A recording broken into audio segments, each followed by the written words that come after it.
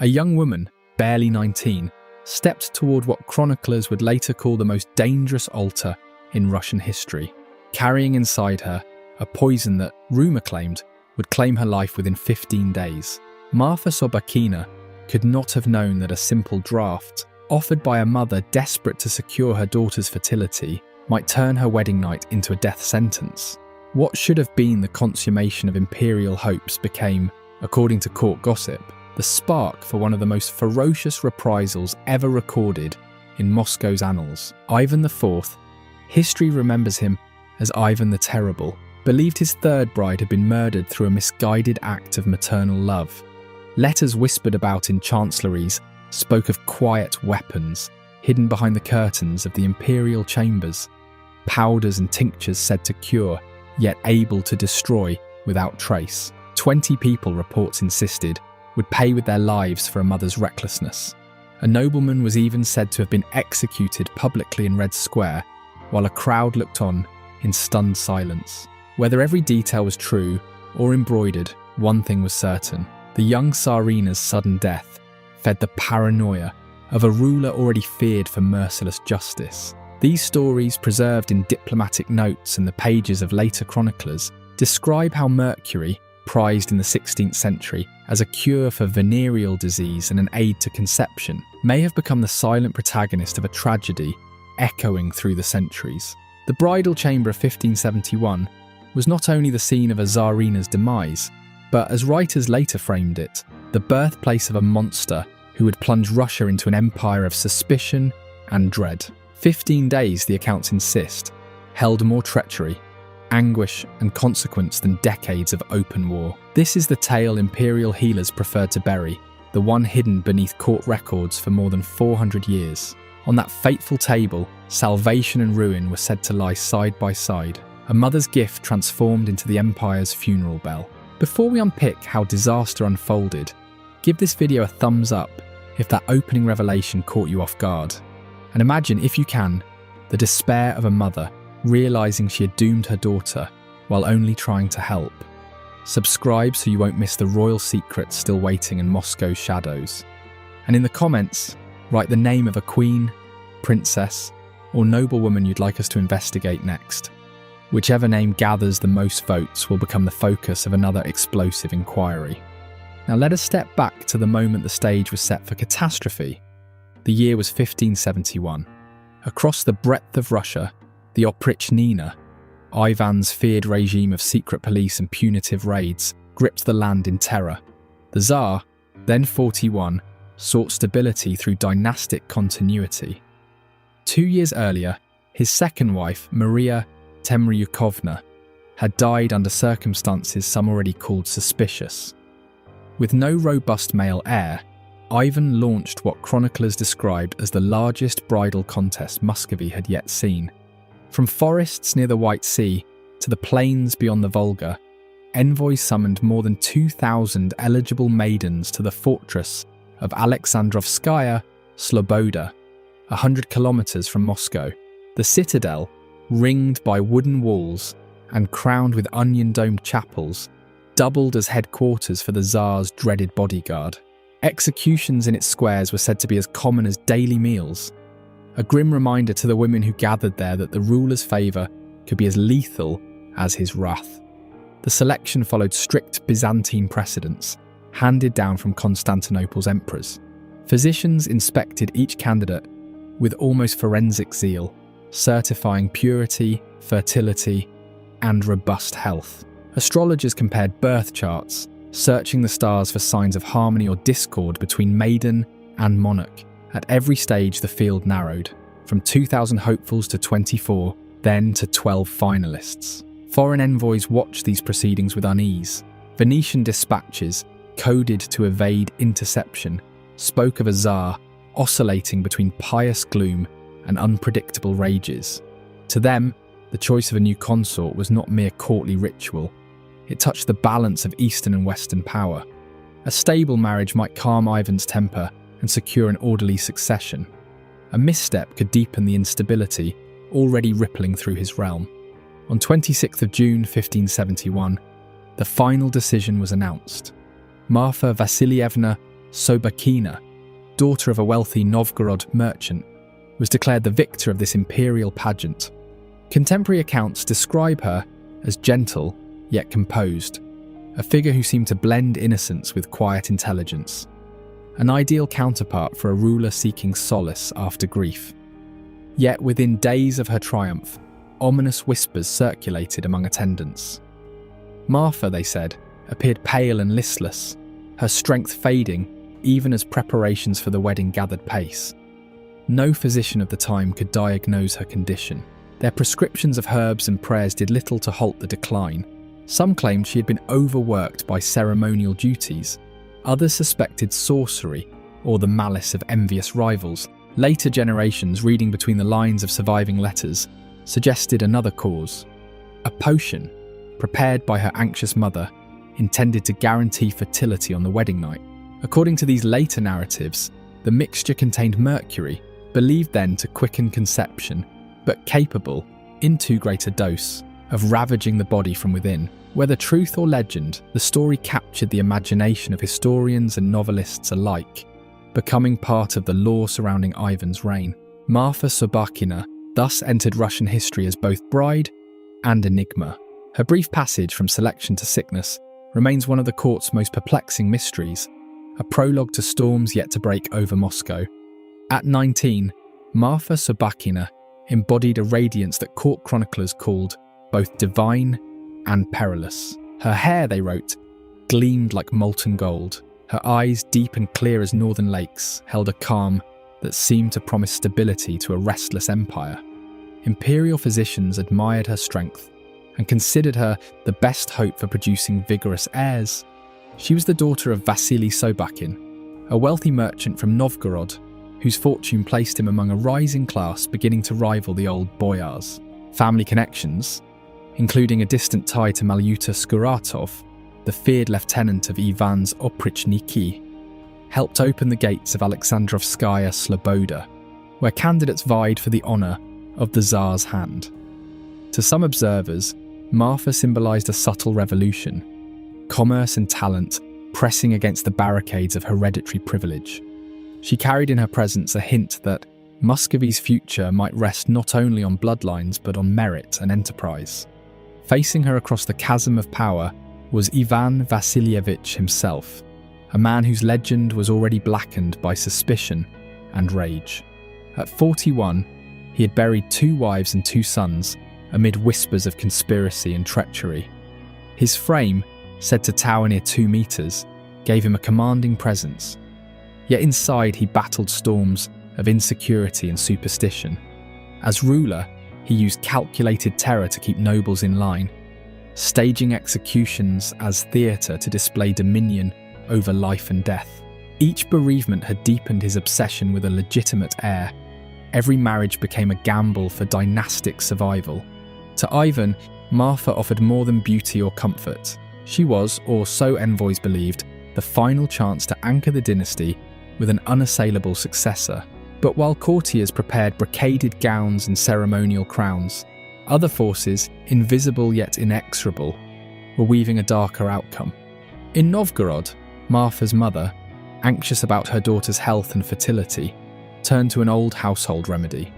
Later tales insisted the potion contained mercury, an ingredient praised by village healers for stimulating conception, but lethal in excess. She is said to have measured the dose with trembling hands, unaware that the very draught meant to secure a grandson for the throne could poison the girl she loved. The wedding, on 28 October 1571, at the Trinity Church in Alexandrovskaya, Sloboda, should have displayed imperial triumph. Instead, it acquired the hue of an omen. Witnesses recalled that Marfa, beneath the crimson weight of her bridal robes, looked frail, her cheeks drained of colour. Attendants discreetly steadied her as she approached the altar. During the solemn exchange of vows, she twice swayed and collapsed. Priests hastened to interpret the fainting as mystical modesty, but the physicians nearby noted something more troubling: tremors rippling through her limbs, perspiration slicking her brow, and pupils unnaturally wide. They murmured of a dangerous imbalance in the body, perhaps a poison none of them could name. The feast meant to last until morning faltered before midnight. Dishes of roast swan and spiced honey stood untouched as concern spread through the hall. Marfa was escorted to the bridal apartments, rooms arranged with lavish oriental splendour. Persian carpets thick over heated floors, braziers glowing with coals, incense coiling through the air. The scents, meant to kindle desire, merely cloaked the sour tang of illness. Ivan entered in ceremonial silk, expecting to claim his bride. Instead, he found a young woman fighting to remain conscious. Chroniclers say he paced the chamber, torn between anger and alarm, summoning physicians who brought phials of herbs and prayers but no remedy. The marriage night, designed to secure the empire's future, dissolved into vigil beside a stricken bride. Meanwhile, if later accounts are believed, the potion prepared days earlier had already begun its merciless work. Mercury, absorbed into Marfa's blood, advanced silently, disrupting nerves, searing her stomach, undermining the very organs meant to bear children. No healer of the 16th century could have traced the connection between a mother's talisman and a Tsarina's sudden wasting. For 2 weeks, the court lived inside a tense stillness. Ivan, restless and sleepless, refused to leave her side for long. Some sources describe him kneeling in prayer. Others speak of furious interrogations, the Tsar demanding to know who dared harm his household. Servants whispered of hexes or secret enemies among the boyars. Physicians clung to simpler explanations: exhaustion, a fever from travel. Yet none could halt her decline. On the 13th of November 1571, 15 days after the wedding, Marfa Sobakina breathed her last in the Tsar's arms. Whether she whispered anything before dying is lost to history, but later storytellers imagined a final plea for her mother's forgiveness. Ivan's grief hardened almost instantly into rage. Convinced that hidden hands had poisoned his third wife, he launched what chroniclers later called a storm of vengeance. 20 people, attendants, medics, even distant relatives, were seized for questioning. Some were tortured. A few, rumours said, met death in Red Square as an object lesson to traitors. Whether these accounts magnify or merely echo reality, they reflect the atmosphere of terror unleashed by the tragedy. That autumn, a bridal chamber meant to secure dynasties instead incubated the Tsar's most corrosive paranoia. The sudden loss of Marfa Sobakina did more than darken one household. It pressed Ivan further toward the brutal vigilance that would shape the last years of his reign and stain Russian history with dread. The vengeance that followed Marfa Sobakina's death was as chilling as the rumours that caused it. Chroniclers tell how Mikhail Temryuk, brother of the Tsar's late second wife, was dragged into Red Square before a sea of onlookers. There, according to the accounts, he was impaled alive, a spectacle that stretched for 3 unbearable hours. Chains clinked nearby where other prisoners watched, realising the same agony awaited them. Basil Sobakin, Marfa's grieving father, avoided execution only because Ivan forced him into distant monastic exile. His sons were less fortunate. Records speak of beheadings justified by charges of witchcraft. What began as mourning swiftly became a purge, driven by a ruler convinced that hidden enemies had stolen his bride. The investigation, led personally by Ivan, turned merciless. Torture chambers echoed with cries as servants, doctors and kin were questioned about forbidden potions and sorcery. Interrogators pressed them to explain how a seemingly harmless remedy could slay a Tsarina. Testimonies pointed to Marfa's mother, who, so the story went, had secretly mixed a potion to ensure her daughter's fertility. Its key ingredient, mercury, was celebrated by healers of the day for treating everything from skin ailments to infertility. To modern ears, it seems reckless. To 16th century minds, it was advanced science, a precious substance praised for restoring balance to the body. But by the time this confession surfaced, the scaffold had already claimed the innocent. Some captives were released only after brutal floggings. Others disappeared forever into the dungeons of the Kremlin. Ivan's wrath, once ignited, rarely cooled. Centuries later, scholars tried to untangle fact from legend. In 2009, forensic anthropologist S. A. Nikitin examined remains attributed to Marfa Sobakina. Testing revealed traces of mercury in the bones, supporting though not conclusively proving the chronicler's tale of a lethal folk remedy. A facial reconstruction from the same study showed a young woman of striking delicacy, her features soft yet regal. The contrast between that serene image and her recorded fate only deepened the sense of tragedy. Marfa's short life inspired art as well as history. Rimsky-Korsakov's opera, The Tsar's Bride, and Lev May's drama of the same name drew on the story, wrapping it in music and poetry so the sorrow would outlive archives and chronicles. But behind the cultural legend lay a darker legacy. Ivan's grief hardened into a paranoia that reshaped an empire. Historians link the aftermath of Marfa's death to the Tsar's later atrocities, policies and massacres that crushed towns, shattered noble families, and drenched Muscovy in fear. The episode seemed to confirm his belief that betrayal could lurk even in domestic walls. Poisoning the cup meant to bless a dynasty. From that winter forward, Ivan tightened his grip on subjects and advisors alike, setting the stage for years of suspicion and bloodshed. All of it, the storytellers insist, traced back to a single act of misguided love, a mother's attempt to secure her daughter's happiness through medicine, whispered about in peasant cottages and courtly chambers alike. A few grains of mercury, passed in secrecy, became, in the law of the time, the quietest weapon history had known. What other secrets, one wonders, still hide in the sealed ledgers of royal households?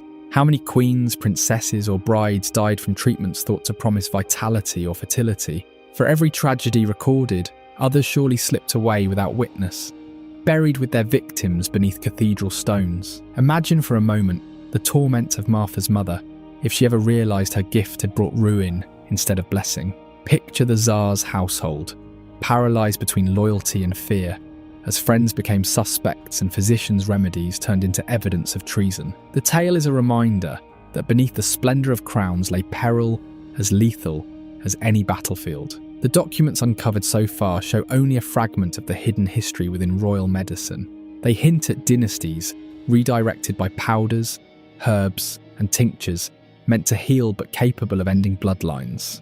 If Marfa Sobakina's tragedy has left you eager for the next revelation from the shadows of Europe's courts, make sure to subscribe and activate the bell so you'll know the moment we release new investigations. Share this story with anyone fascinated by the veiled scandals that shaped nations. And tell us below which detail unsettled you most.